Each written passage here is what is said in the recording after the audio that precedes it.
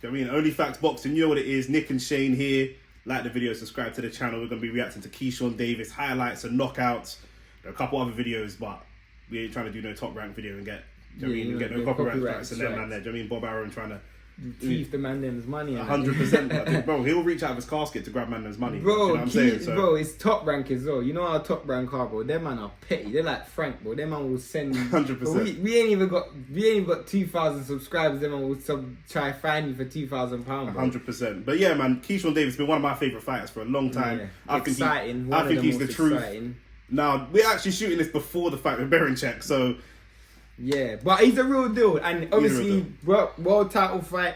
Obviously, former Olympic silver medalist as well. So this guy's a real deal, man. Obviously, most people are gonna say, "Oh, is he just a pumped up hype job from America?" But obviously, from the Terence Crawford gym as well. Like, bro, there's nothing negative to say about Keyshawn Davis. He's real, man. He's real. Some people say that his behavior and his attitude and he's a bit too off the cusp and he talks a bit too much, but I think that's just American fighters in general. Yeah, and also like you either talk too much or too little. Literally, you know what I'm saying? You can't win, innit? It's a short career, and you talk too much, you make more money. Simple as that. You know Pretty much. Yeah. So I'd rather talk too much and make slightly more money and be slightly more disliked, and that's what it is. But we're gonna be reacting to his highlights, his knockouts. Let's get into the video. Oh yeah, this video is by YBU Sports. So we're going to drop the link in the description. Shout out YBU. You, bro. Do you know what I'm saying? Out to you, my G. Let's get into this reaction.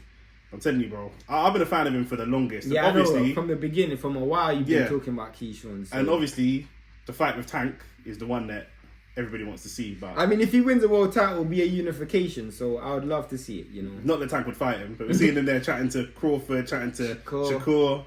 Him versus Shakur would be a great fight. Trust me, yeah, bro. Him versus Shakur would be a great fight.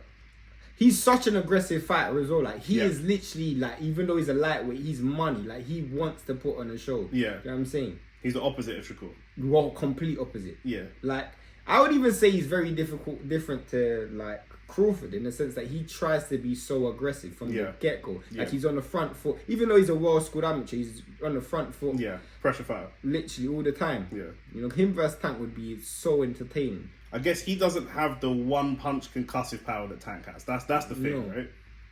No, but he does. 100%. I remember this fight as well.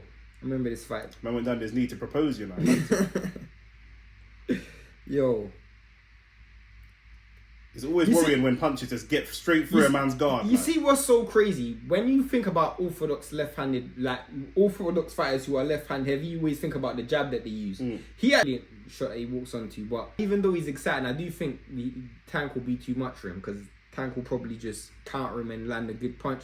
But you want to see how he reacts when he does get touched with a big shot, And I want to see how he reacts when he's not necessarily on the front foot. Facts. Do you know what I mean? Like, he might have a better chance of beating Tank fighting off the back foot, maybe. Might be too much of a transition for him from his normal style. I mean, it really depends on... Because then he can be the one setting up Tank. All this kind of work in the corner and stuff, like, this is where Tank does his best work. He's probably one of the best fighters at just timing people. His backhand is probably as good as anyone. Yeah. That's just the show. But before that little monkey step, I don't know what that was, before he did that, I was going to say, some of his pivot footwork reminds me of Lomachenko. The way when he's got someone distracted and they've got the high guard up and then he pivots around quickly, that reminds me of Lomachenko, that little bit of footwork there.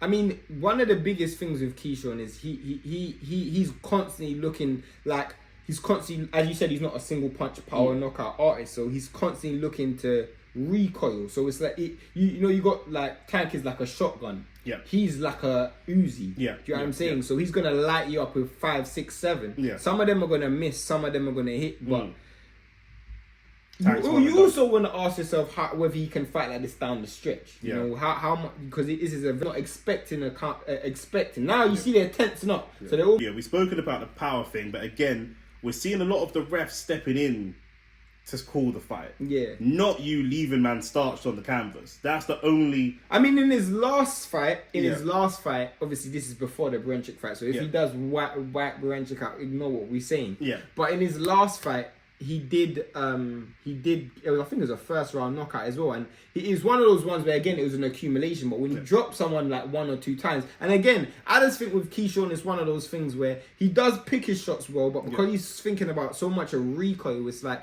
you're allowing your opponent to brace for impact. Yeah. Whereas if you almost allow them to open up a bit, then you can catch them in between punches. That is similar to which I'm disappointed we didn't do. Not our fault, but David Morrell. When David Morrell dropped Benavidez, it was in between punches. Whereas Benavidez doesn't really get a lot of knockouts because he's similar to Keyshawn in the sense that because he's throwing flurries.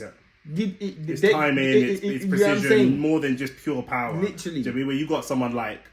Someone who Tank could throw a punch with not great technique, but probably still knock somebody out because he just has the power. And it's also the timing. Like, when you look at Tank, and which segues into our point of whether he should fight Tank. But when you look at Tank, a lot of his knockouts are counter punches. A lot of them. Because his opponent aren't bracing for impact.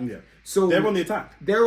He's counter punching. Whereas with Keyshawn, I think he would get a lot more knockouts if he was willing to sit in the pocket, catch counter. I think catching and counters are a forgotten art in the sport.